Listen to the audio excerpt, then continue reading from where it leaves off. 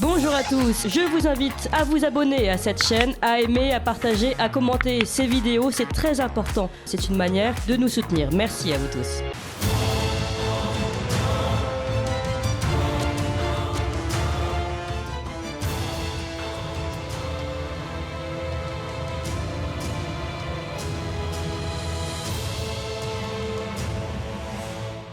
Ce jeudi 25 mai est-il déjà rentré dans l'histoire? Sans le savoir, l'avenir nous le dira, mais ce n'est pas impossible. Ce jeudi donc, la Food and Drug Administration américaine, les autorités sanitaires américaines, a délivré à Neuralink, la société créée par Elon Musk, l'autorisation de tester ses puces de cerveau sur des humains, alors que jusqu'à présent, elle devait se contenter d'opérer sur des animaux.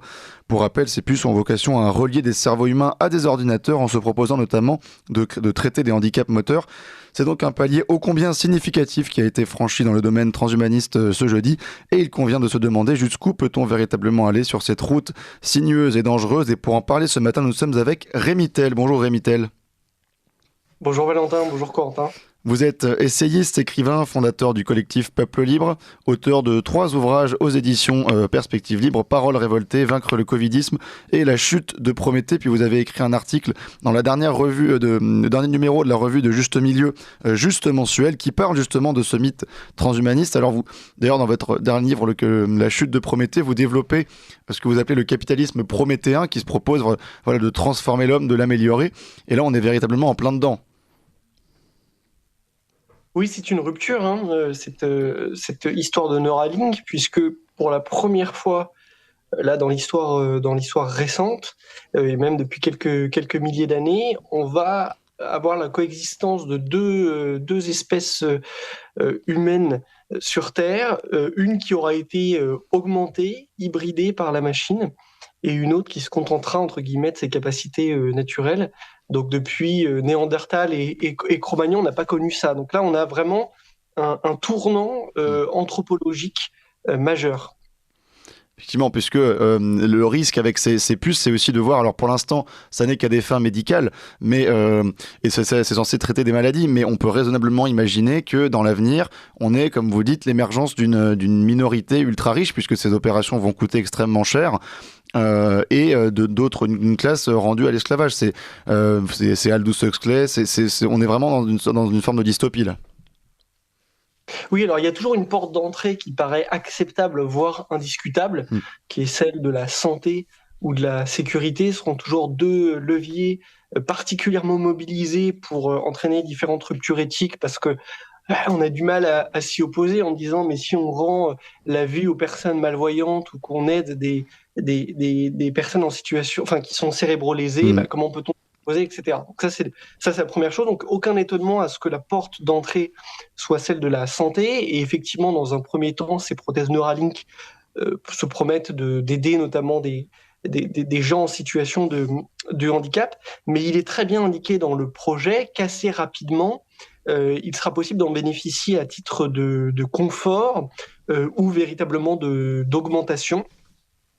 Donc c'est bien sur un chemin beaucoup plus large que celui de la médecine réparatrice que Neuralink nous emmène, mais bien de l'augmentation en tant que telle. Et on peut s'attendre à ce que ça débouche sur un système politique lui-même différencié. On a connu ça il y a peu. Si les prothèses Neuralink, par exemple, demain, permettent de réduire le temps de réaction de l'être humain, pourquoi ne pas imaginer qu'on laisse aux augmentés de Neuralink plus de largesse, par exemple, dans la consommation d'alcool au volant, puisque leur temps de réaction sera réduit par rapport aux pauvres humains que nous sommes, nous. Vous voyez, donc très vite, ça va aussi poser des questions juridiques, politiques en matière de droit et d'égalité des droits.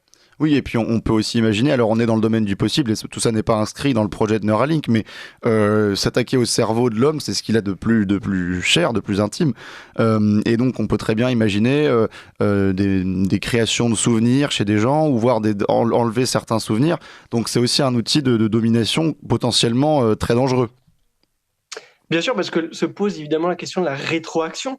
C'est-à-dire que si le cerveau humain peut être interfacé avec la machine et contrôler la machine, il n'y a pas besoin d'être particulièrement paranoïaque pour imaginer que la mécanique inverse puisse rapidement être mise en place, c'est-à-dire d'une machine qui contrôle ou qui du moins influe ou suggère l'esprit humain pour adapter notre comportement ou même tout simplement pour rendre nos vies plus agréables. Et c'est là où il y a quelque chose à la fois très insidieux et de très presque diabolique d'une certaine manière. C'est que si on s'arrête au premier plan de l'analyse, bah, finalement, c'est assez agréable, ces prothèses Neuralink. Elles réparent les handicaps, peut-être qu'elles vont résoudre un certain nombre de dépressions, rendre nos vies plus sûres parce que une augmentation des réflexes, par exemple. Oui, mais ça, c'est le premier plan. Le deuxième plan, c'est une rupture à nouveau anthropologique et peut-être aussi la fin de la liberté humaine. Effectivement, et tout ça, ça nous amène justement, vous parlez de liberté, à nous interroger sur la personnalité, la personne d'Elon Musk, puisque c'est lui qui est à l'origine de cette entreprise Neuralink. On aime aussi à le considérer dans notre milieu comme quelqu'un qui défend la liberté, puisqu'effectivement, il a beaucoup libéralisé la parole sur Twitter depuis qu'il en est le propriétaire, mais on voit aussi que dans d'autres projets, il a une idée bien différente de la liberté. Il est étonnant, Elon Musk, parce qu'il semble en complète dissonance cognitive. Alors certes, c'est la maladie de l'époque, mais justement, lui prétend un peu sortir l'époque de ces maladies. Il y a quelques semaines, il signait avec un certain nombre d'entrepreneurs, d'ailleurs, dont beaucoup viennent de l'intelligence, enfin, du milieu de l'intelligence artificielle, une demande de moratoire sur l'intelligence artificielle en expliquant que l'AI allait profondément bouleverser nos sociétés et risquait même de menacer tout simplement l'existence de la civilisation humaine, alors que dans le même temps, il avance sur son projet Neuralink, dont l'objet, c'est inscrit sur le site, hein, est de faire entrer en symbiose l'être humain avec l'intelligence artificielle. Donc il y a quelque chose qui est manifestement contradictoire et que je ne parviens pas, moi, je ne parviens pas à comprendre cette contradiction manifeste chez Elon Musk. Effectivement, mais il y a aussi une forte dimension religieuse dans ce projet, et ça c'est aussi, si vous en parlez dans votre article, cette course en avant, cette fuite en avant dans la technologie, elle vient aussi d'une absence de transcendance plutôt, et du fait qu'on n'ait plus grand chose à opposer malheureusement dans cette époque, et peut-être qu'Elon Musk aussi en est victime, c'est-à-dire qu'il privé de transcendance et de morale, il compose avec la seule chose qui peut le faire progresser indéfiniment pour l'instant, à savoir le savoir potentiel de la science. Exactement. Et puis avec une vision sous-jacente qui s'apparente à une forme de dégoût de l'homme. C'est-à-dire que comme si l'homme, d'une certaine façon, comme si l'homme contemporain ne conservait de valeur que parce qu'il était autre chose ou parce qu'il devenait autre chose que ce qu'il est lui-même initialement. On le trouve dans la transidentité, par exemple, et dans cette mise en valeur de la transidentité aujourd'hui, devenir autre chose que ce que l'on est, c'est ce qui permet de conserver une forme d'attrait social, ou dans le transhumanisme. D'ailleurs, c'est le même phénomène à mon sens. Et donc, il y a une sorte de religion du dégoût de l'homme dans sa dimension matérielle, dans la négation justement de l'aspect spirituel de sa vie, qui traverse toute cette idéologie transhumaniste, et dont on peut présumer, et les exemples historiques sont assez nombreux, que cela ne nous conduira pas dans la bonne direction. Oui, et puis alors, vous parlez de dégoût de l'homme, effectivement, vous relevez aussi dans votre article l'idée d'autres projets qui englobent cette tendance surhumaniste, notamment une proposition d'un professeur norvégien, Anas Majdor, qui a eu une volonté, qui a émis l'idée d'utiliser des femmes en état de mort cérébrale comme des mères porteuses pour des GPA. Donc là aussi, on voit encore que, bien sûr, la porte d'entrée, vous l'avez dit, c'est la santé, c'est pour notre bien, mais derrière, il y a des propositions qui sont authentiquement, qui ont un rapport à l'être humain qui est désastreux.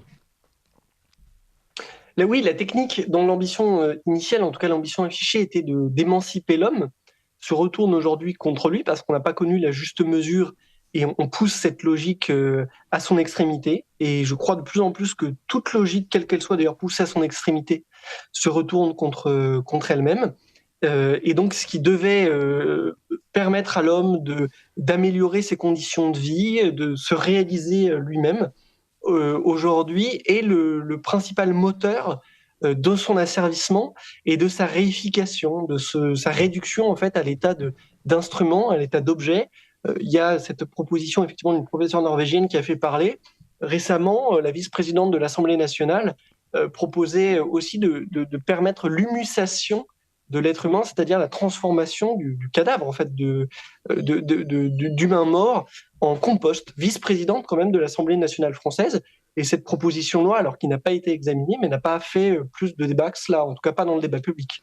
Bien sûr. Alors cette tendance transhumaniste dans l'Occident, elle s'accompagne parallèlement aussi d'une autre tendance, et c'est là qu'on peut aussi peut-être se projeter sur l'avenir, c'est-à-dire l'effondrement énergétique en Occident. Et on est aussi en grande difficulté. Il y a une espèce aussi de dissonance entre cet Occident qui veut toujours des projets plus technologiques, et qui veut toujours aller plus loin dans la technologisation de l'être humain, et en même temps, on se retrouve aujourd'hui à ne plus pouvoir consommer d'eau l'été, à vouloir inventer la sobriété heureuse, la fin de la société d'abondance. Donc là encore, il y a aussi une très grande dissonance qui prépare aussi peut-être ces inégalités dont on parlait au début de l'interview.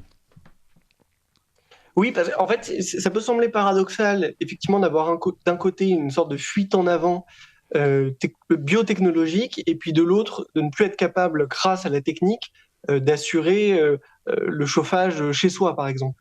Et il me semble, c'était la thèse que je développais dans La chute de Prométhée, qu'on est en fait à la fin d'un cycle, à la fin d'une époque, qui consacre la mort, en réalité, de cette ambition prométhéenne, et dont l'une des tentatives de sauvetage se traduit par justement la fuite en avant. Donc plus qu'un monde nouveau, d'une certaine façon, c'est la fin d'un monde qui meurt par hypertrophie, ces histoires de transhumanisme. Il n'empêche, c'est un défi parce qu'on ne peut pas se contenter de dire oui, mais demain ce sera terminé, on passera à autre chose, puisqu'il va y avoir là de la création de l'irréversible quand Monsieur Musk aura neuroprothésé ses premiers patients. Ce sera irréversible, et donc ça aura des conséquences pour l'avenir, quand bien même cette idéologie et ceux qui la portent ne gouverneront plus le monde. Donc il va y avoir un sujet pour nous, pour notre génération notamment, de gestion de ces situations un peu irréversibles qu'auront été créées, vous savez, dans ce clair-obscur dont parlait Gramsci, où surgissent les monstres, hein, le vieux monde est mort, le monde nouveau n'est pas encore advenu, et dans ce clair-obscur surgissent les monstres. Là nous y sommes, nous sommes face aux monstres. Nous sommes face aux monstres et nous continuerons d'étudier, de combattre ces monstres avec vous. Rémi Tel, merci beaucoup. Je rappelle que vous êtes essayiste, écrivain, fondateur du collectif Peuple Libre et auteur de 3 ouvrages aux éditions Perspectives Libres, Paroles révoltées, Vaincre le Covidisme, et le dernier, La chute de Prométhée. Merci beaucoup Rémi Tel.